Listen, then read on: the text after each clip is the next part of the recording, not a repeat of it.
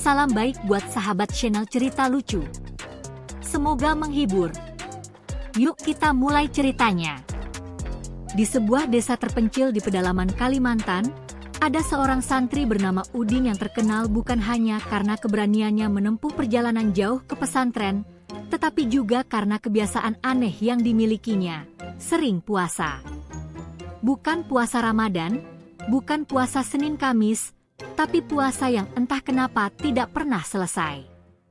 Keluarga, teman-teman, bahkan para tetua desa sudah cukup bingung dengan kebiasaannya itu. Udin, yang dulunya hanya seorang santri biasa, kini sudah menjadi satu-satunya kiai di desa tersebut.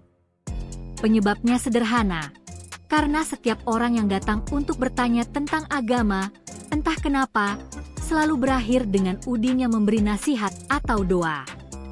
Ia bukanlah seorang ulama besar, melainkan seorang pemuda yang selalu berkata, "Ya Allah, saya puasa, ya Allah, saya ikhlas, ya Allah, semoga diberi hidayah." Setiap kali ditanya apapun, baik itu tentang petani, hewan ternak, hingga masalah percintaan yang kadang-kadang malah lebih rumit daripada soal hukum syariat. Suatu hari, Udin sedang duduk di atas serambi rumah kayu milik Pak Burhan, seorang petani terkenal di desa. Pak Burhan datang dengan wajah cemas. "Udin, saya mau tanya nih, apa sih hukumnya kalau kambing saya makan durian? Padahal durian itu kan baunya." "WKWKWK," katanya dengan tertawa. Udin yang mendengarnya langsung tersentak. "Durian? Duriannya? Biar saya puasa dulu sebentar, Pak, biar dapat jawabannya," katanya sambil duduk dan menundukkan kepala. Matanya terpejam, seolah sedang merenung.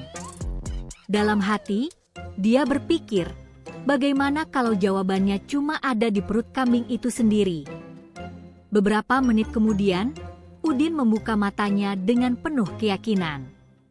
"Pak Burhan, jawabannya adalah, kalau kambing makan durian dan baunya mengganggu, lebih baik kita kasih kambing itu sedikit minyak wangi, dan doa-doalah, biar kambingnya jadi kambing yang wangi," seru Udin dengan ekspresi serius, seolah-olah jawaban tersebut adalah kunci kebahagiaan seluruh umat manusia. Pak Burhan pun menatapnya bingung. "Minyak wangi? Hahaha, Udin, kamu emang lucu, ya. Tapi ya udahlah, yang penting kambingnya sehat." Tapi, perbincangan tersebut tidak berhenti sampai di situ. Setiap kali ada yang datang ke rumah Udin, mereka selalu mencari jawaban-jawaban konyol yang justru membuat mereka merasa lebih bingung daripada sebelumnya. Udin, dengan kebiasaan puasa yang sudah menjadi rutinitas hidupnya, menjawab setiap pertanyaan dengan keyakinan yang tak tergoyahkan. Beberapa hari kemudian, datanglah seorang pemuda bernama Iwan dari luar desa. Iwan mendengar cerita tentang Udin yang katanya bisa memberi jawaban dengan cara yang sangat unik. Iwan, yang baru saja lulus dari sekolah tinggi agama, merasa tertantang untuk menguji kecerdasan spiritual Udin. "Udin, saya dengar kamu ini sering puasa ya? Wah, saya penasaran nih, bisa nggak kamu kasih saya sebuah nasihat atau petuah yang benar-benar dalam?" tanya Iwan, dengan nada serius, berharap mendapatkan jawaban yang lebih mendalam daripada yang biasa dia dengar. Udin, dengan wajah serius seperti biasanya, segera duduk dengan tenang.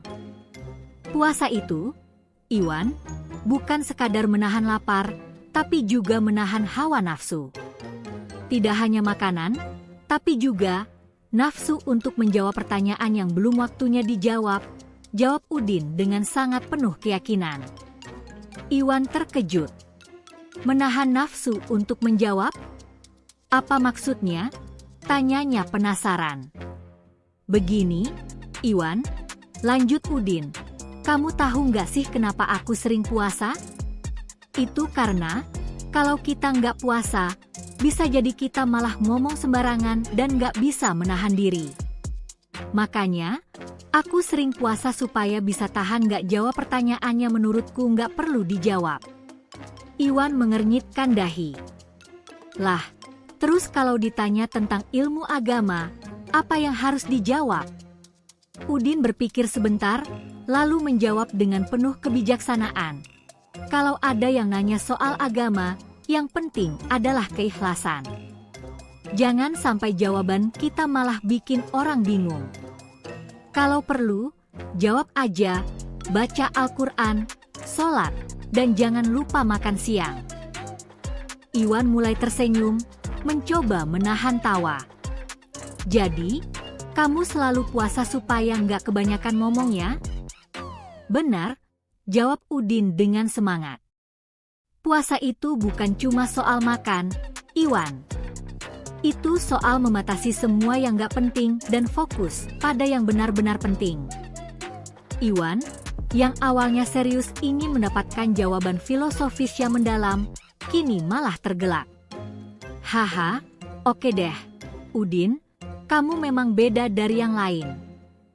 Sejak saat itu, Iwan pun mulai sering datang ke desa itu, bukan hanya untuk mencari ilmu agama, tetapi juga untuk mencari pencerahan dalam cara yang sangat konyol. Demikianlah, Udin yang sering puasa terus menjadi kiai aneh di kalangan orang-orang. Meskipun bukan seorang ulama besar, ia tetap dihormati sebagai orang yang bisa memberikan nasihat, bahkan kalau itu cuma sekedar bercanda. Tapi, justru lewat candanya itu, banyak orang merasa lebih ringan dalam menjalani hidup, meski kadang jawabannya bikin geleng-geleng kepala. Tak lama setelah itu, desa tersebut menjadi terkenal, tidak hanya karena keunikan Udin, tetapi juga karena orang-orang datang dari berbagai daerah hanya untuk mendengar nasihat yang bisa membuat mereka tertawa terbahak-bahak dan terkadang bingung. Hari demi hari, Udin semakin terkenal sebagai kiai puasa di seluruh pedalaman Kalimantan. Namun, popularitasnya yang semakin meluas membawa tantangan baru yang tak terduga. Setiap hari, ada saja orang yang datang dari desa-desa tetangga, bahkan dari kota-kota jauh, hanya untuk mendengar nasihat dari santri yang sering puasa itu. Mereka datang dengan berbagai macam pertanyaan, dari yang serius hingga yang aneh-aneh. Pada suatu pagi yang cerah, datanglah seorang wanita muda bernama Siti, yang katanya sedang menghadapi masalah serius. Dengan ekspresi khawatir, Siti menghampiri Udin yang sedang duduk di beranda rumahnya, menatap langit sambil berdoa, atau lebih tepatnya, terlihat seperti sedang mengantuk karena puasa yang terlalu lama. Saya dengar, Udin, kamu bisa memberi nasihat tentang masalah hidup, kata Siti dengan cemas. Saya punya masalah besar dengan pacar saya. Kami bertengkar terus, dan saya bingung harus bagaimana. Udin mengangguk pelan, seperti sedang mencerna masalah tersebut. Hong, pacar ya?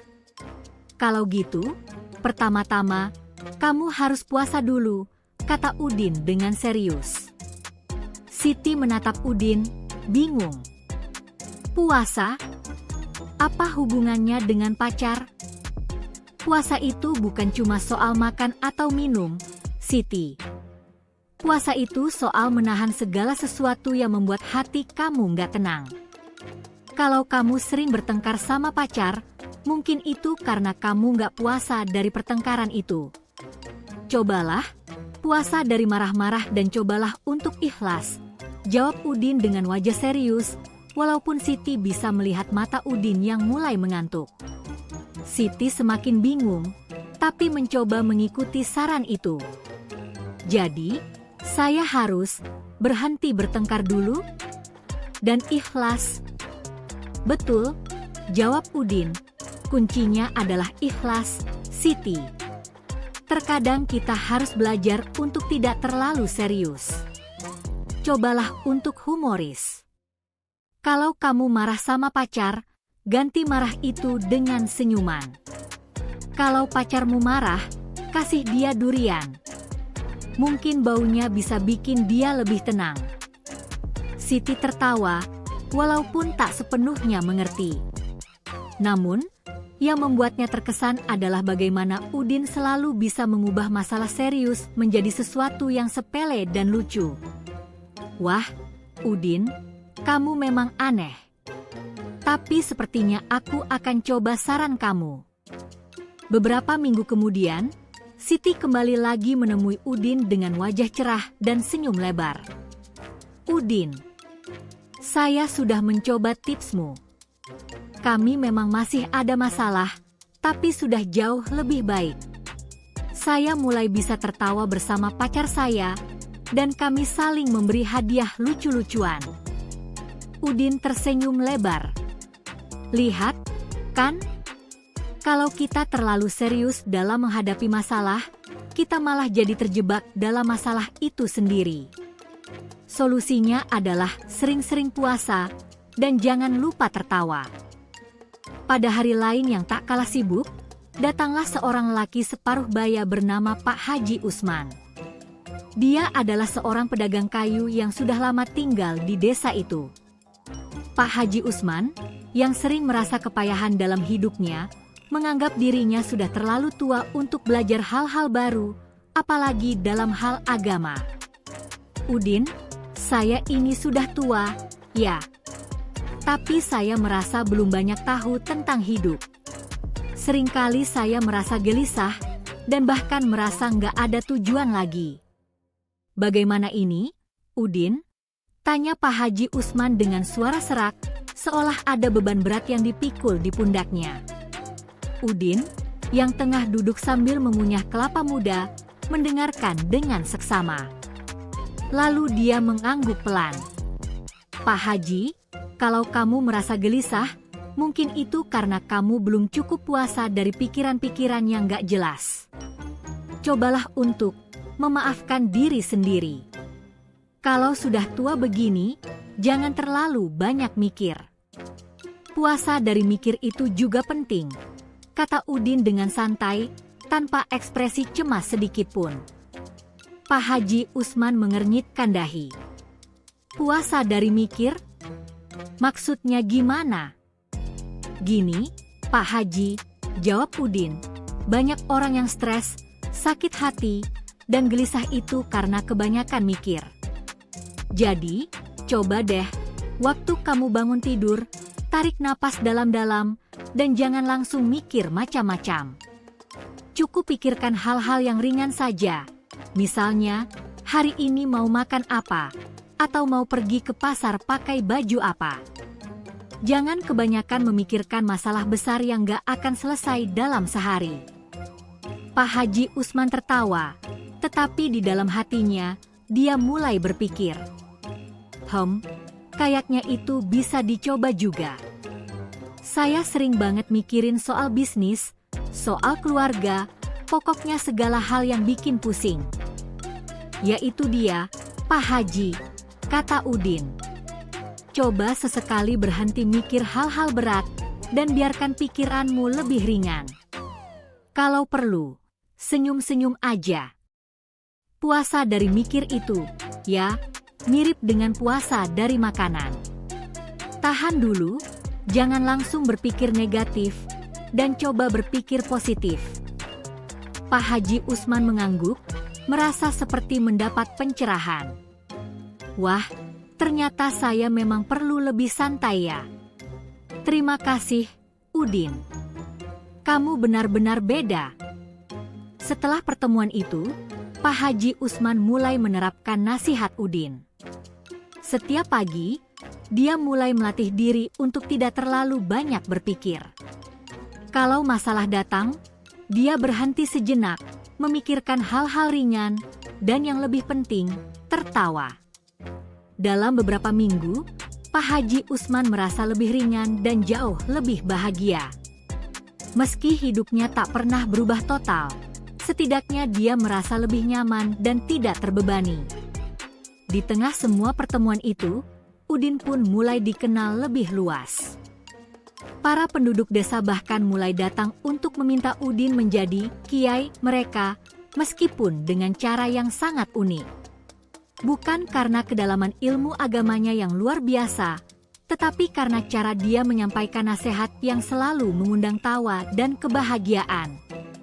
Ya Allah, kadang-kadang hidup ini memang gak mudah, kata Udin suatu pagi saat ditemui oleh seorang ibu-ibu yang sedang kesal dengan anak-anaknya. Tapi ingat, kalau kamu nggak bisa berubah keadaan, kamu bisa berubah cara pandangmu. Kalau anak-anakmu nakal, coba kasih mereka makanan yang enak. Tapi kalau mereka nggak mau, kasih mereka durian, biar mereka merasa pedas, ujar Udin dengan gaya khasnya yang santai. Ibu-ibu itu tertawa terbahak-bahak. Meski masalahnya tak selesai begitu saja, mereka merasa sedikit lebih ringan. Udin, kamu memang konyol, tapi nasihatmu terkadang bikin kepala jadi lebih segar. Seiring berjalannya waktu, meskipun Udin bukanlah seorang kiai dalam arti yang sebenarnya, dia menjadi sosok yang sangat dihormati. Bukan karena kedalaman ilmunya, tapi karena keunikan cara dia menyelesaikan masalah, dengan humor dan kebijaksanaan yang konyol namun mengena di hati banyak orang. Di pedalaman Kalimantan, Udin menjadi legenda, sang kiai puasa yang tidak hanya menahan makan dan minum, tetapi juga menahan segala kepanikan hidup dengan satu senyuman dan tawa. Seiring berjalannya waktu, Udin semakin dikenal jauh lebih luas di kalangan penduduk desa-desa sekitar. Ia bukan hanya seorang kiai puasa yang sering memberi nasihat, tetapi sudah menjadi ikon kebahagiaan dan keceriaan. Tidak ada masalah yang terlalu besar untuk dipusingkan di depan Udin. Semua bisa dihadapi dengan senyum, tawa, dan tentu saja dengan puasa dari beban hidup yang berlebihan. Pada suatu hari, Udin mendapat kunjungan dari seorang pria paruh baya bernama Pak Darman, seorang kepala desa dari desa tetangga. Pak Darman datang dengan wajah cemas, seolah membawa beban dunia di bahunya. Udin, saya benar-benar bingung, desa saya sedang mengalami masalah besar. Tanah pertanian kita mulai kering, sumber air kita hampir habis, dan penduduk mulai resah. Apa yang harus kita lakukan? Tanya Pak Darman dengan nada serius, seolah berharap mendapatkan solusi yang bisa menyelamatkan desanya. Udin, seperti biasa, duduk santai di atas tikar pandan sambil menatap langit. Kalau sudah begini, kita harus puasa dulu, Pak Darman, jawabnya pelan, sambil mengerutkan kening. Pak Darman menatap Udin bingung. Puasa? Apa hubungannya dengan tanah kering dan kekeringan air? Udin mengangguk serius. Coba bayangkan, Pak Darman, kalau semua orang di desa kamu terus-terusan merasa panik dan stres, apa yang akan terjadi? Tanah nggak bakal subur, air nggak bakal datang, dan semua jadi makin parah.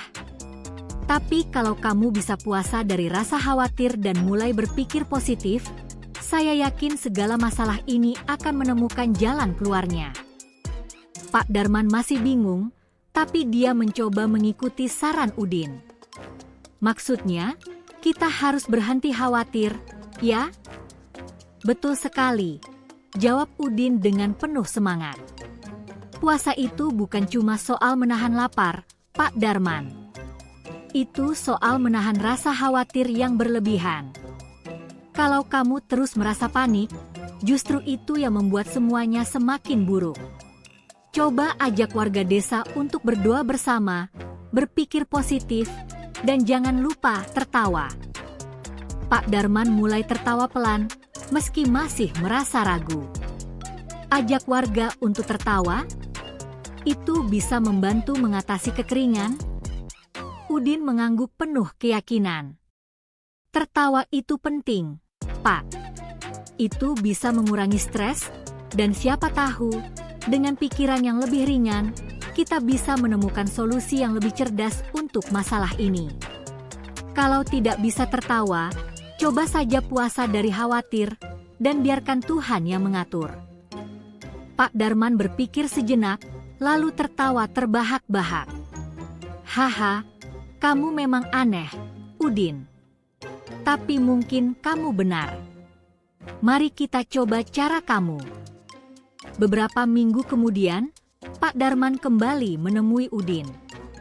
Wajahnya kini tampak jauh lebih cerah. Udin, kamu tahu nggak, setelah kami mulai berpikir positif dan saling mendukung satu sama lain, alhamdulillah, keadaan mulai membaik.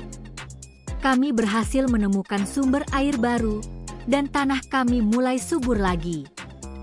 Kami mulai lebih tenang dan tidak terus-menerus khawatir. Udin tersenyum lebar.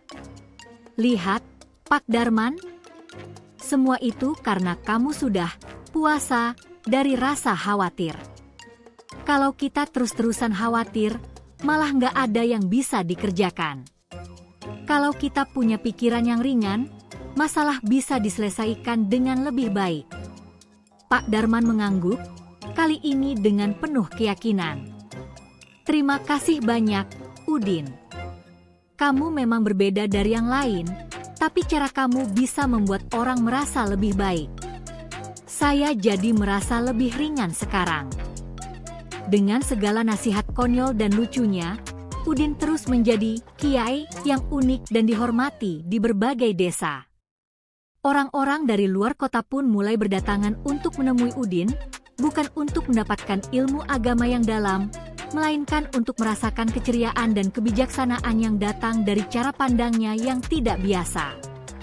Bahkan, beberapa orang yang semula skeptis, akhirnya mulai mengerti bahwa kadang-kadang, untuk mengatasi masalah hidup, kita memang perlu sedikit tertawa dan puasa dari beban pikiran yang terlalu berat.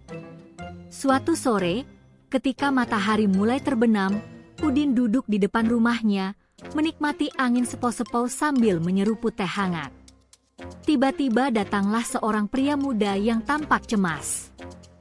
Udin, saya punya masalah besar. Saya merasa hidup saya tidak berarti. Saya bingung harus bagaimana, kata pria itu dengan nada putus asa. Udin, yang sedang mengunyah ketela rebus, menatap pria itu dengan penuh perhatian. Masalah hidup ya?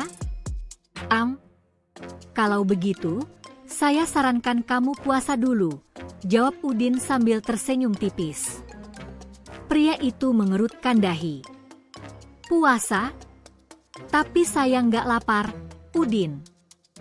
Puasa dari stres, jawab Udin dengan serius. Coba, jangan terlalu dipikirkan. Kadang-kadang hidup itu memang penuh dengan masalah, tapi kita harus tahu kapan waktu untuk berhenti sejenak. Cobalah untuk berhenti khawatir dan nikmati hidup. Kalau bisa, tertawa aja. Pria itu tertawa, meski sedikit ragu. Hahaha, Udin, kamu memang aneh. Tapi saya akan coba saranmu. Setelah beberapa minggu, pria itu kembali lagi menemui Udin. Kali ini, dia datang dengan wajah cerah. Udin, ternyata kamu benar. Saya mulai belajar untuk tidak terlalu keras pada diri sendiri. Saya mencoba untuk lebih santai dan menikmati hidup. Hidup saya jadi lebih ringan, dan saya merasa lebih bahagia. Udin tersenyum lebar. Itu dia, kan? Kadang-kadang kita butuh puasa dari terlalu banyak berpikir dan mulai hidup dengan lebih santai. Jangan terlalu serius, hidup ini sudah cukup berat. Kita harus lebih sering tertawa. Seiring berjalannya waktu, Udin semakin dikenang sebagai kiai puasa yang membawa kebahagiaan, tawa, dan keceriaan bagi setiap orang yang datang padanya. Meskipun banyak yang datang berharap mendapatkan nasihat yang berat dan mendalam, mereka malah pulang dengan hati yang ringan dan senyum yang lebar. Udin telah mengajarkan mereka bahwa dalam hidup, kita memang perlu berpuasa dari banyak hal, tapi yang paling penting adalah puasa dari segala kecemasan, stres, dan pikiran yang berlebihan. Udin tetap menjadi sosok yang dihormati dan dicintai di pedalaman Kalimantan, bukan hanya karena ia seorang santri, tetapi karena cara dia melihat hidup yang begitu ringan dan penuh tawa. Meskipun hidup tidak selalu sempurna, Udin mengajarkan satu hal yang sangat penting, bahwa kebahagiaan seringkali datang dari cara kita melihat dunia, dan tidak ada masalah yang tidak bisa dihadapi dengan sedikit puasa, sedikit tawa, dan sedikit ikhlas. Dan sampai sekarang, di pedalaman Kalimantan, cerita tentang Kiai Puasa yang selalu memberi nasihat lucu tapi penuh makna itu masih menjadi bahan pembicaraan, menginspirasi orang-orang untuk lebih santai dan menikmati hidup mereka dengan lebih ceria.